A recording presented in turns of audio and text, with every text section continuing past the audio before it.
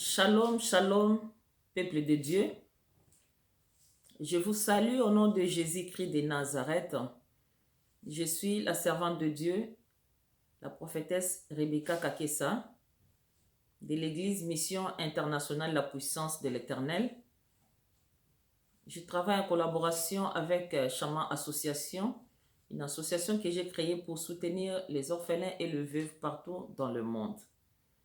Bien-aimés dans le Seigneur, ce soir, je viens partager la parole de Dieu avec nous. Je voudrais parler d'un thème qui est très capital, un thème très important, qui est l'évangélisation. Notre thème, c'est l'évangélisation. Et mon sous-thème de ce soir, bien-aimé, c'est faire la volonté de mon Père. Sous-thème, faire la volonté de mon Père. Et nous allons, sans plus tarder, lire la parole de Dieu dans le livre de Jean, Jean chapitre 4, à partir du verset 4, à partir du verset 31 au verset 34. Jean chapitre 4, verset 31, pardon, autant pour moi, au verset 34. La Bible dit ceci.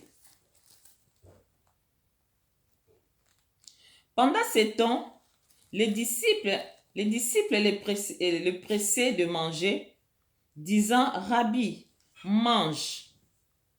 Mais il leur dit, j'ai à manger une nourriture que vous ne connaissez pas. Les disciples se disaient donc les uns aux autres, quelqu'un lui aura-t-il apporté à manger? Jésus leur dit, ma nourriture est de faire la volonté de celui qui m'a envoyé et d'accomplir son œuvre. Alléluia. Bien-aimés dans le Seigneur.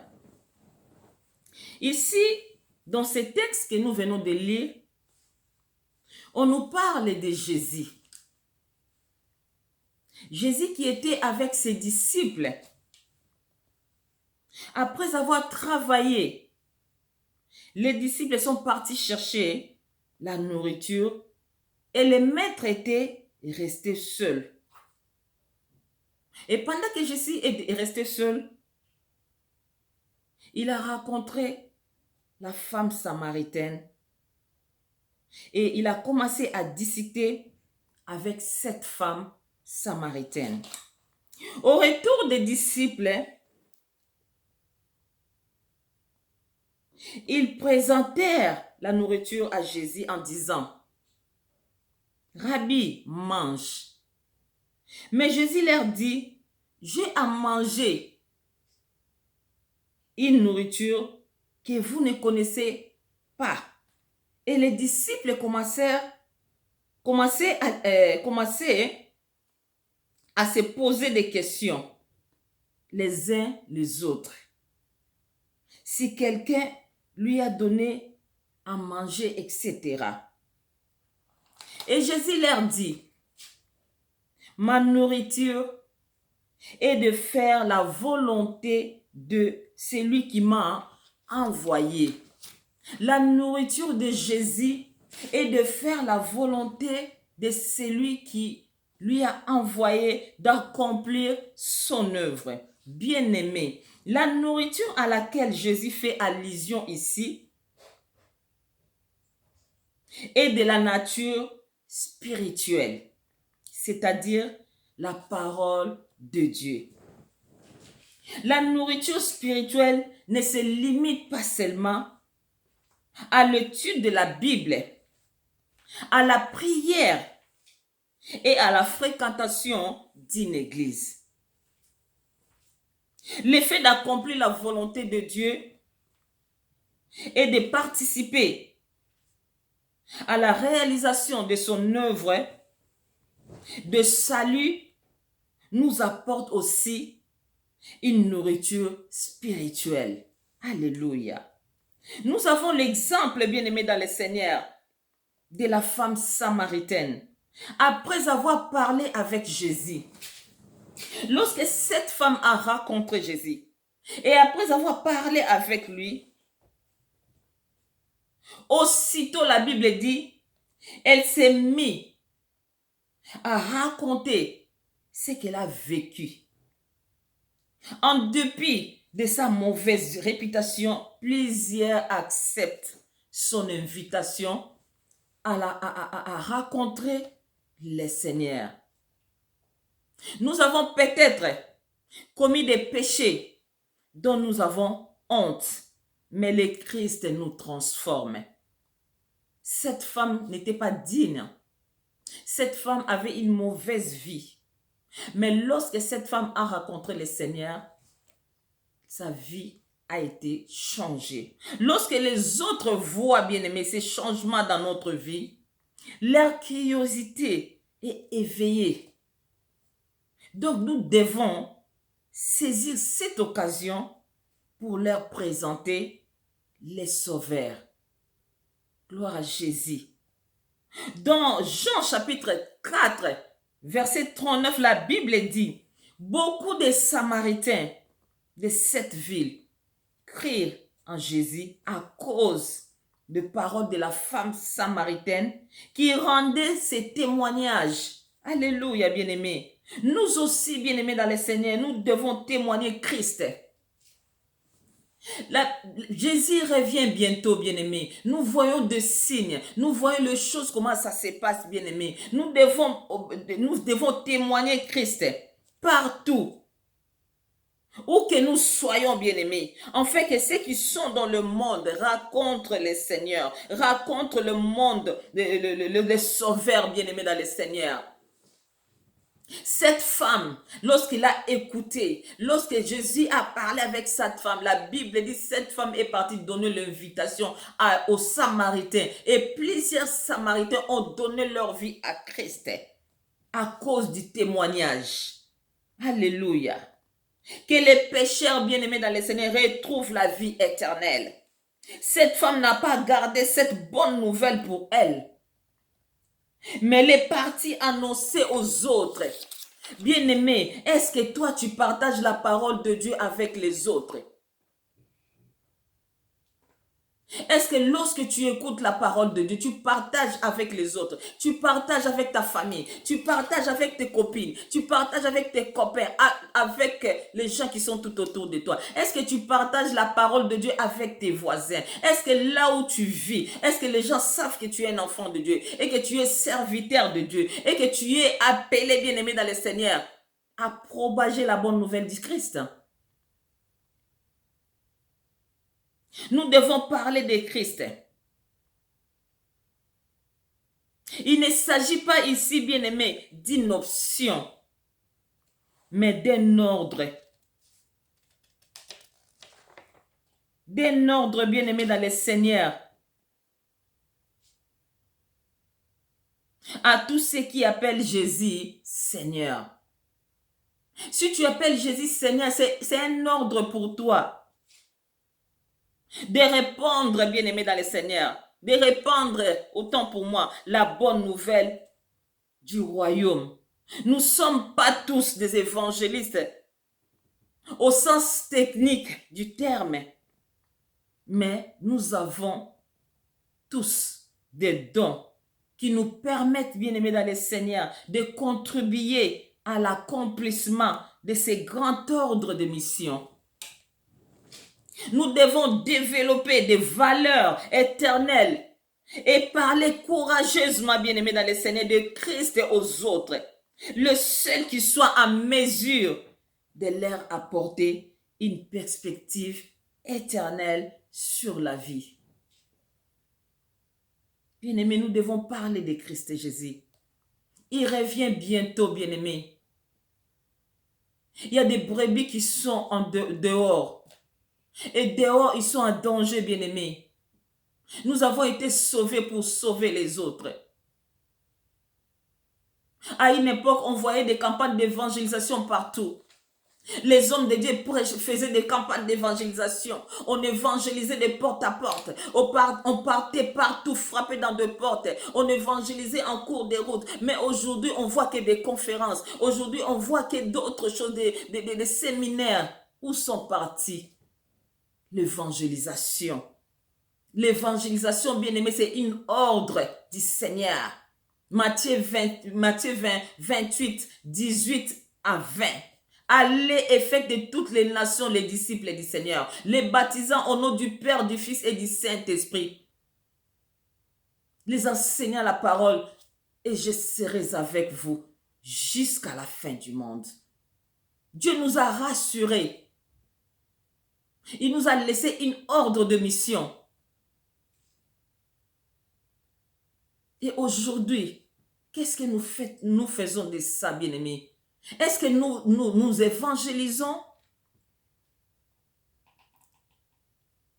Bien-aimés, ceux qui sont éloignés de Dieu sont en grand danger et ont besoin de revenir à lui. Alléluia. Bien-aimé serviteur, servant de l'Éternel, enfant de Dieu, toi qui as reçu Jésus comme Seigneur, Sauveur personnel de ta vie, tu as intérêt de partager la bonne nouvelle de Christ, la bonne nouvelle du royaume à d'autres personnes, en commençant par ta maison, dans ta famille, dans ton quartier, tout autour de toi, dans ton travail. Oh bien-aimé dans le Seigneur, parle de Christ et Jésus, il revient bientôt. Alléluia. Ici dans le verset, dans Jacques chapitre 5, 19 à 20, nous dit ici, il s'agit certainement d'un croyant tombé ou égaré loin de la vérité et qui ne vit plus en accord avec sa foi. Bien-aimé, Jacques encourage ceux qui sont détournés de la foi à rentrer dans cette démarche de retour vers le Père. Nous devons prier pour de telles personnes, d'aller vers elles avec amour et à les aider à revenir au Seigneur et à lui demander pardon. Des mêmes bien-aimés dans le Seigneur, l'amour de Dieu pour chacun. L'amour de Dieu pour chaque être humain est si grand qu'il cherche, bien-aimé dans le Seigneur, chacun et se réjouit intensement lorsqu'il la retrouve. Lorsque Dieu retrouve son enfant qui était perdu, lorsque Dieu retrouve son enfant bien-aimé dans le Seigneur, il est dans la joie. La Bible dit, si une personne donne sa vie en Christ, dans le ciel bien-aimé, il y a une grande fête. Dieu est content, Dieu est dans la joie de retrouver son brebis perdu bien-aimé, de retrouver son fils qui était égaré. Nous devons ramener les âmes perdues dans la bergerie. Les chrétiens doivent servir avec compassion, parler avec amour et véracité, bien-aimés dans le Seigneur. Vivre, bien-aimés dans le Seigneur, dans l'obéissance à leur Seigneur et s'aimer les uns les autres. L'Église devrait être une image du ciel sur la terre, attirant les hommes à Christ par l'amour qu'il manifeste pour Dieu et pour les prochains. Alléluia. Nous devons évangéliser, bien-aimés, pour ramener au Sauveur les âmes perdues. Aujourd'hui, nous n'évangélisons plus. Nous parlons de tout et de rien, mais sauf l'évangélisation. Il n'y a plus de campagne d'évangélisation. Comment nous pourrons faire des disciples si nous n'évangélisons pas? Comment nous pouvons amener les brebis perdues dans le royaume des cieux, dans le royaume de Dieu, si nous n'apportons pas la bonne nouvelle de Christ? Nous devons rentrer en action. Nous devons rentrer en action pour que les âmes soient sauvées, bien-aimés. Comme je viens de dire tantôt, Jésus revient bientôt. Nous devons rentrer en action pour sauver des âmes perdues. Nous devons aller vers ceux qui sont en danger, c'est-à-dire dans le monde. Comme Matthieu 28, 19 à 20 nous dit, c'est alors que nous accomplirons la mission qu'il nous a confiée.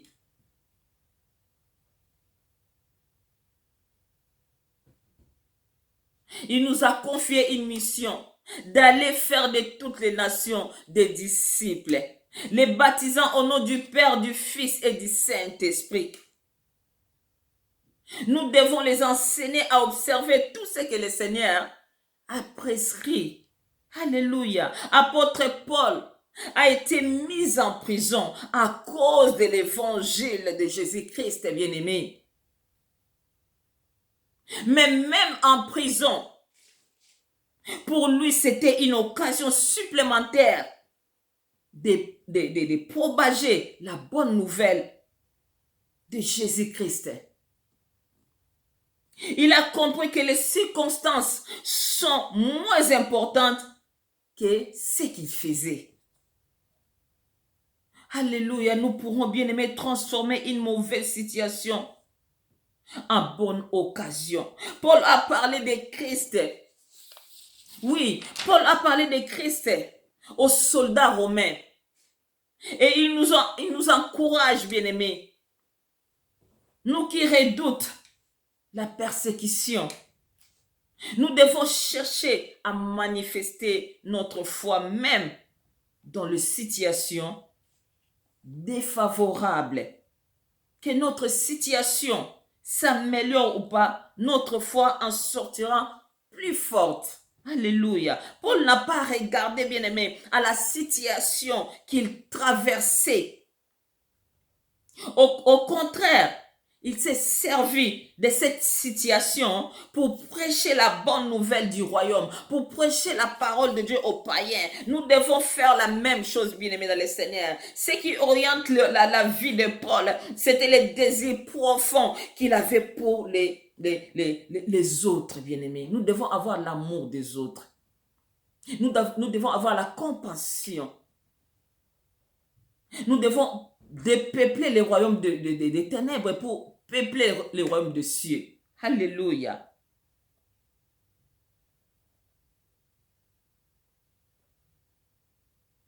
Nous devons parler de Christ, bien-aimés, avec tous les autres, pour qu'ils puissent découvrir la bonne nouvelle de la vie éternelle par Jésus-Christ.